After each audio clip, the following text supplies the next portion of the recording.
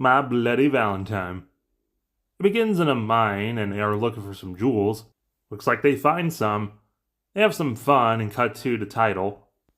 Thursday the 12th. It looked like a bunch of miners snuck into this rated R movie. Miners! Damn, that thing! Gonna blow this place to shit one of these days! No time for that because this is a shower scene. Ho ho ho ho ho! And you wish you never came back. Especially now since Sam's going out with Axel. This exposition gets interrupted by some zaniness.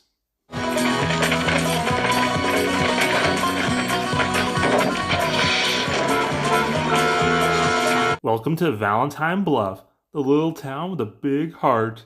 Wow, this place must be where Jack Skellington would have ended up if he went through the Valentine door. In Sydney, Nova Scotia. They're setting up for the V-Day party, but TJ is upset and drinking Moosehead by himself because everyone else, even hipster Wilfred Brimley over here, has got a girl and TJ doesn't. Because if you were paying attention during the shower scene and not just staring at him, this is TJ, small town kid who tried making it big in California, but he moved back, and his girlfriend Sarah moved on to be with Axel, and all that teen drama crap. Even the old mayor's getting some. There's one thing I like better than Christmas candy. It's Valentine's candy. Man, it's a day old. And no cinnamon? Chief Newbie over here is not just smoking and driving, he's pipe smoking and driving. He's played by Canadian legend Dan Franks in his awesome voice. You guys better put those things back where you found them or I'll turn you both upside down, especially you. Why drag me all the way here, runt? I could have sliced you up stateside. Sib, try to realize there is no longer black or white, good or evil. We've evolved beyond that. So the heart in the hard box is because of the V-Day celebration, as explained by the bartender. Valentine's Day 20 years ago, there was an explosion in the mines. Everyone died except for Harry Warden. He made it work down there, plenty of meat, until he was found. He broke out of the psych ward and personally sent a letter of discontent to the safety managers, saying Valentine's Day, bah humbug. And this is their first Valentine celebration since then. But the entire town's basically saying, it's been fucking 20 years, Ted fucker. Harry Warden's probably long dead at this point. Just celebrate, give your balls a tug. Meanwhile, at the laundromat, the miner is giving out Valentine's presents. But the lady's taking way too long at the dryer. Later, TJ and Axel are at the junkyard blowing each other's harmonicas. The next day, on Friday, the copyright infringement. Turns out they lost all their papers to Harry Warden. Typical government, as the sheriff is at the laundromat and finds... That's a very unique kill. Too bad when this film was released, no one saw it. Despite being rated R, unlike a lot of modern horror movies that are censored down to PG-13, this is long before PG-13 was even invented, and was censored because of the then recent assassination of John Lennon, and like always, instead of blaming the person or society, they have to blame the media, and a lot of movies were hit with this. So 9 to 10 minutes of footage were cut from the film and completely lost. That is until during the production of the 2009 remake where they found it and re-added to the film. Proving that a remake can be important to give more notice and attention to a franchise.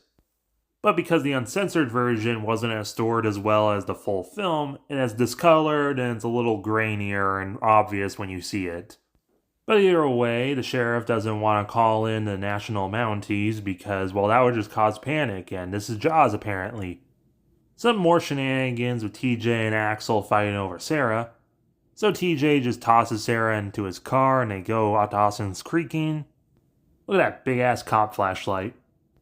Well, the Valentine's Day special is cancelled, boys. So how about we celebrate in the mine? Bartender thinks that's stupid, so he tries saying up a big spring-loaded joke with the miner. But then the real miner shows up and says that's not funny. Okay, maybe it was a little funny. So they're going to have the party at the break room at the mine. They got a pool table and everything. They're boiling some hot dogs, but the miner shows up to complain because, come on, you can't grill them, just microwave them. Boiling hot dogs is disgusting. The sheriff gets a Valentine, but he realized the party's going on. It's such a swinging party, they're snorting beer and drinking Coke. Sarah speaks her mind, but Axel doesn't like that, so Axel and TJ fight. So Axel just storms off. These two are not shit-faced enough to sleep with each other yet, but they're still shit-faced enough not to notice a dead body in the freezer. So the miner deals with them, but then the group has a great idea. Let's move this into the actual mine that can explode from the methane at any minute and can easily collapse if there's too much noise. Let's go down there and jump around. TJ's the only one who realizes that's stupid, but only because that's a man's zone. No girls allowed in the mine. Some bodies are found, so he grabs his boyfriend and heads down. The two find the rest of the group. So let's split up, gang. This other couple got help screwed by the miner. We were supposed to see the miner take these two out, but that scene was cut and has still not been found. But what was found was hipster Wilford Brimley getting nailed in the head. The two girls get ditched by some guy, until everyone meets back up. The elevator's down, so they just climb up the ladder until they find that guy who ditched the girls hanging and his neck snaps in half. So they get spooked back down because plot. I guess why not? Let's split up again, gang. They think Axel drowns in the water, so then TJ splits up again. And before the red dress girl can ditch Sarah, she gets axed. Minecart chase. This was filmed in a real yet abandoned mine, so they needed special equipment to film down there. And ironically, because it was abandoned, the town cleaned it up, so the film had to spend more money to dirty it back up. But eventually they get cornered and they take off the mask and gasp, it's Axel! Turns out Axel was the son of one of the safety managers axed by Harry Warden, which disturbed him, so when he found out the town was going to do another Valentine's Day celebration, he kind of snapped and tried to prevent Harry Warden from coming again. So technically making this movie its own Friday the 13th Part 5 where there's a copycat killer. This is an alright twist even though there really wasn't anyone else it could have been other than Harry Warden. Honestly, I'm more surprised they didn't just make TJ the killer. The mine collapses, the police show up, and it turns out Harry Warden's been dead for 5 years. They go to save Axel, but he cut his arm off. I'll be waiting in hell for you! Harry, I'm coming. Sarah, be my bloody Valentine. Title drop. The end credits song is the Ballad of Harry Warden, which is a very Irish Newfoundland folk song. I love it. Once every year, as the 14th draws near, there's a hush all over the town. Final body count, 16. Even with the censored version, critics in the 80s didn't like it because, well, critics never like horror movies, especially in the 80s. But with the gore added back, it's very well done and very creative. Honestly, probably one of the goriest horror movies of the 80s if it was allowed to keep it. The Valentine's Day setting's incredibly unique, and the small town actually looks like a small town and not just Southern California trying to be Southern Illinois. The familiar-looking buildings, the gray skies, the working-class guys just trying to find something to do all day in their boring town. It's just so home to me, despite being made in Canada.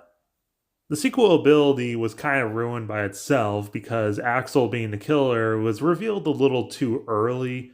Like, they should have said, Harry Warden died 5 years ago, and then twist, it was actually Axel who cut his arm off. Or just have it be Harry Warden, and it's mysterious. Oh, was it actually him? Is he really dead? Is he a ghost? And Axel and TJ have way more chemistry with each other than they do with Sarah. I mean, this film does have a guy getting his face spoiled in a pile of wieners. But what do I know? This film got a remake, a band named after it, and it's Quentin Tarantino's favorite slasher film. I enjoyed it. It's very well put together, and if it was allowed to keep the bloody aspects of its original self, it could have easily been Canada's Friday the 13th. 7 out of 10. But let me know your guys' thoughts and opinions down below, as well as hitting that like button and subscribing if you're new.